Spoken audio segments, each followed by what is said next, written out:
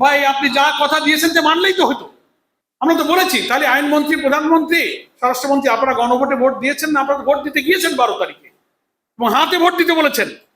তাহলে হাতে ভোট দেওয়ার অর্থই হলো যে গণভোটের 4টি প্রশ্নে যেখানে কোনো নোট অফ ডিসেন্ট নাই, ওই সমস্ত 84 সংস্কার আপনি মেনে নিয়েছেন।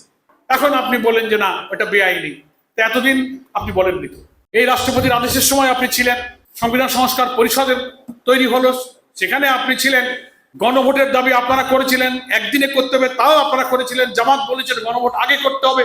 সব কথা অন্তর্বর্তীকালীন সরকারের সাথে গোপনে যোগসাজশ করে আপনাদের মত মতো করা হয়েছে। আমরা কোনো বিশৃঙ্খলা, অস্থিতিশীলতা চাইনি বলে অনেক প্রশ্ন সত্ত্বেও আমরা সবকিছুকে নিরিবিলি মেনে নিয়েছি।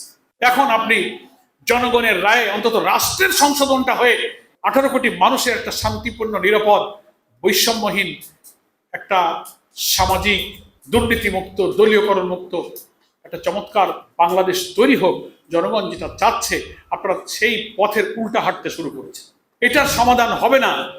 এই জন্য যতক্ষণ বলা হয়েছে পার্লামেন্ট আগামী 7 তারিখে বাজেট অধিবেশন শুরু হবে, এই পার্লামেন্টে আপনারা সংবিধান সংস্কার পরিষদের বৈঠক ডাকুন, গণভোটের গণরায় অনুযায়ী সংবিধানের সংশোধন করুন, সংবিধানের তফসিলে সেই সংশোধন অন্তর্ভুক্ত করুন, তাহলেই আমাদের সংকটের সমাধান হয়ে গেল। কি বলেন? আমাদের হইচই করার দরকার নেই। আমরা তো বলি নাই আগের সরকারের মতো যে এই সরকারকে ক্ষমতা থেকে সরাও, উৎখাত করো, জ্বালাও পোড়াও, হরতাল। আমরা দেশকে অস্থিতিশীল করতে চাইনি। কারণ আর কত হরতাল, কত রক্তে দেশের মানুষ দেবে? মানুষ তো এই ত্যাগটা এই জন্য করেছে, সহস্রাধিক মানুষের জীবন, হাজার হাজার লোকের আহত, ক্ষতবিক্ষত স্মৃতি নিয়ে এই ত্যাগটা এই জন্য করেছে যে আমরা আর দুর্নীতির, দলীয়করণ, জুলুম পীড়নের বাংলাদেশে আর ফিরে যেতে চাই না, নতুন বাংলাদেশ চাই। আমরা সেই বাংলাদেশ গঠনে আমাদের আমির ডক্টর শফিক রহমানের নেতৃত্বে আমরা বিরোধী দলের ভূমিকা পালন করছি।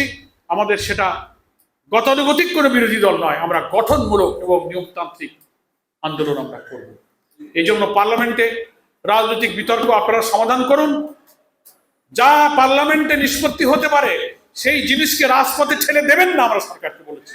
রাজপথে ঠেলে দিন, তাহলে যে 70% মানুষ হ্যাঁ বলেছে, বাধ্য হয়ে সেই আন্দোলনকে সেই 70% মানুষের কাছেই আমাদের নিয়ে যাওয়া লাগবে। সেটা দেশের জন্য ভালো হবে না। আপনি মেনে নেন, আপনার ক্ষতিটা কি?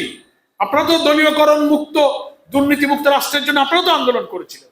এখন ক্ষমতায় গিয়ে কেন আপনি ভুলে গেলেন?